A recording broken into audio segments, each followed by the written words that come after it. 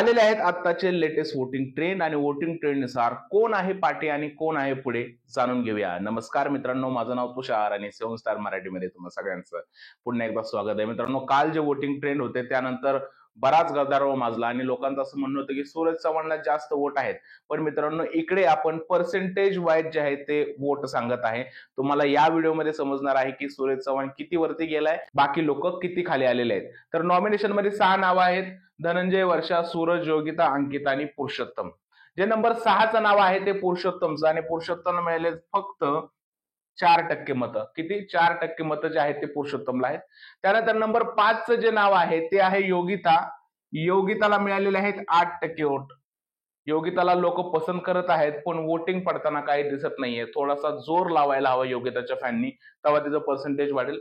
त्यानंतर 4थं जे नाव आहे ते आहे अंकिता वालावलकर. तिला आहेत 9% वोट. म्हणजे दोघींमध्ये खूप स्ट्रॉंग कॉम्पिटिशन आहे. 1% डिफरन्स आहे. कधीही कोणी कोणाला क्रॉस करू शकतं. अंकिता पुढे जाऊ शकते किंवा योगिता तिला क्रॉस करून पुढे जाऊ शकते. पण पुरुषोत्तम दादाचा जवळजवळ 5% ते 4%चा गॅप आहे, ज्यांना खूप साऱ्या गोष्टी कव्हर करायचे. त्यानंतर तिसरं जे नाव आहे ते आहे वर्षाताई. वर्षाताईला 17% वोट आहेत. म्हणजे डिफरन्स बघताय तुम्ही, अंकिता, योगिता आणि वर्षाताई मधला डिफरन्स किती आहे बघा तुम्ही. खूप जास्त डिफरन्स आहे. आणि काल वर्षाताई जी आहे ती 2 नंबरला होती, आज 3 नंबरला आली. त्याचं कारण काय मित्रांनो? कारण वर्षाताईला आणि सूरजला सेम पर्सेंटेज वोट आहेत, तरी पण सूरज का पुढे?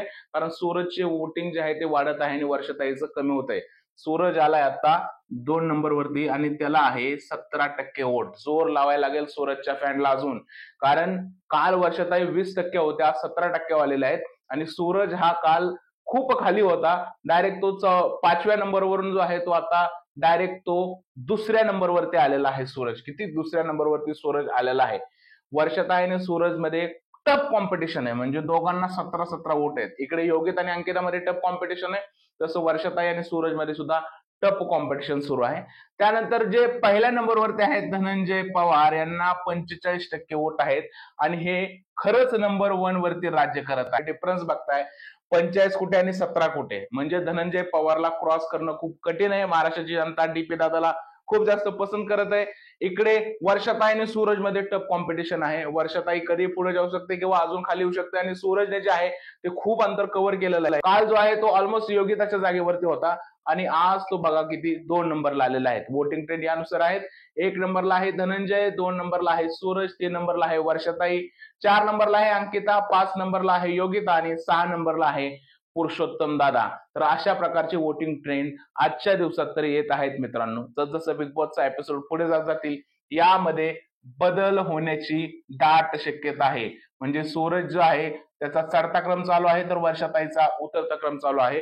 अंकिताचा उतरता क्रम चालू झालेला आहे, कारण अंकिताला काल जास्त वोट होते, त्यामुळे अंकिताने सुद्धा जोर लावायची जास्त गरज आहे. आणि पुरुषोत्तम दादाचा खेळ यातून संपलेला दिसतोय. त्यांच्या फॅननी जोर लावण्याची आवश्यकता आहे. खूप जास्त यांना धोका जो आहे तो धोका निर्माण झालेला आहे. तर वोटिंग ट्रेंड याप्रमाणे 1 नंबरवरती राज्य करतोय धनंजय पवार, तर नंबर 6 वरती आहे पुरुषोत्तम दादा. तुमचं काय म्हणणं या वोटिंग ट्रेंड बद्दल आणि हे वोटिंग ट्रेंडची स्टाईल तुम्हाला आवडते का? प्लीज मला कमेंटमध्ये सांगा.